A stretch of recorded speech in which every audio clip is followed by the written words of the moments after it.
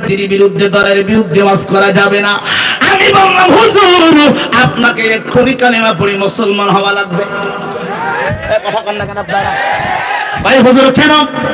আমি বললাম আমার আল্লাহ ব্যক্তির বিরুদ্ধে ওয়াজ করেছেন, আমার আল্লাহ যদি দলের বিরুদ্ধে ওয়াজ না করে আমি করব না, আমার আল্লাহ যদি ব্যক্তির বিরুদ্ধে ওয়াজ না করে আমি করব না, আর আমার আল্লাহ যদি করে আমি করব।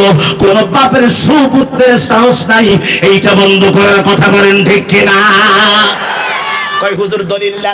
আমি বললাম তাহলে শুনেন, কোরআনে হাকিমের ভিতরে আল্লাহ একটা সূরা দিয়েছেন, এই সূরার নাম সূরাতুল লাহাব। কথা কয় না, কথা কয় না। সবাই আওয়াজ করে বলেন আবু লাহাবের নামে সূরা কোরআনে আছে না নাই? আচ্ছা সবাই বলেন এই আবু লাহাবের নামে যেই কোরআনের মধ্যে আল্লাহ সূরা দিয়েছেন, এই সূরা ভিতরে আল্লাহ কি আবু লাহাবের পক্ষে বলছেন না বিপক্ষে? জোরে কোন, আরো জোরে, আরো জোরে। বিপক্ষে কোরআনের ভিতরে আসছে। আল্লাহ কয় আমি আবু লাহাবের দুইটা হাত ধ্বংস করে দিলাম, আবু লাহাবের কোন আমল কাজে আসবে না। তাহলে এই ব্যক্তির বিরুদ্ধে কথা বলেছে, কথা বলেন না। ওরা বলে আল্লাহ বিরুদ্ধে ওয়াজ করা যাবে না। আমি কই আল্লাহ করলে আমি করব। কয় হুজুর কোন জায়গায় আল্লাহ দলের বিরুদ্ধে ওয়াজ করছে? গোটা পৃথিবীতে আমার ভাইরা ফিরাউনের একটা দল ছিল, নমরুদের একটা দল ছিল। গোটা কোরআন শরীফের ভিতরে আল্লাহ ফিরাউনের পক্ষে বলে নাই, বিপক্ষে বলেছে। কথা কয় না, কথা কয়।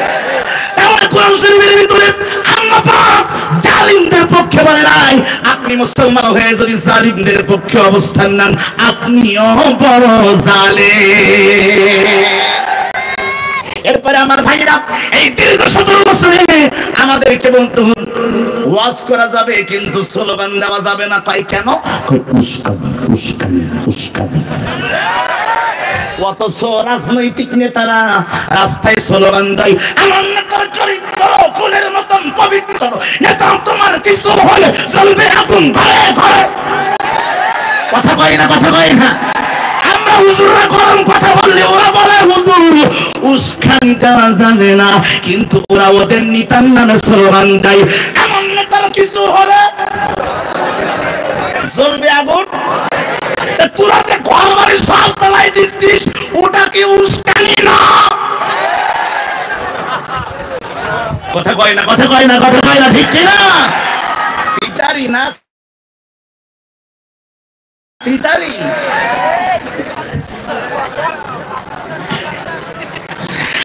মুসলমান ভাইরা এক মন্ত্রীর পীরের সামনে বসে বলে হুজুর স্লোগান দেওয়া যাবে না।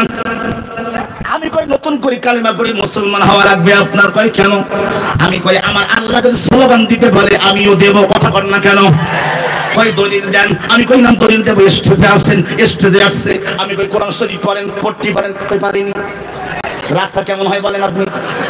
ও কোরআন শরীফ পড়তে পারে না, আমার কই হুজুর স্লোগান দেওয়া যাবে না। আমি কই এদিকে আই। আমার আল্লাহ কোরআন শরীফের ভিতরে আজকে ওই হারামজাদারা ওরা সংসদ ভবনের ভিতরে আইন করে লিখে দিয়েছে। ওরা সংসদ ভবনের মধ্যে আইন করেছে। আমার ভাইরা কি লিখেছে? ওরা সংসদে কি মুসলমানদের জাতীয় স্লোগান নাকি জয় বাংলা।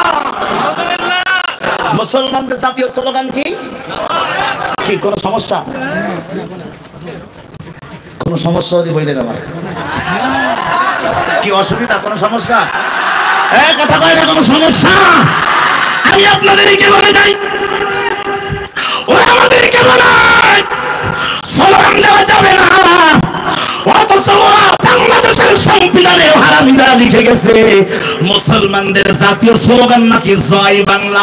আমি চিন্তা করি দেখি রে, জয় বাংলা কেন জাতীয় স্লোগান দেবে? ওরে মা, পরে গবেষণা করে দেখি ও সামারের নাম সেদিন নাম জয়। কথা কয় না, কথা কয় না। ওর সেদিন নাম হলো জয়। আমি বলি এই 95% মুসলমানের দেশে জয় বাংলা কোনদিন মুসলমানদের জাতীয় স্লোগান হতে পারে না। তাহলে বলবেন হুজুর জাতীয় স্লোগান কি হবে? জাতীয় স্লোগান কি হবে? আমি বলবো না, বলবে কে? হাত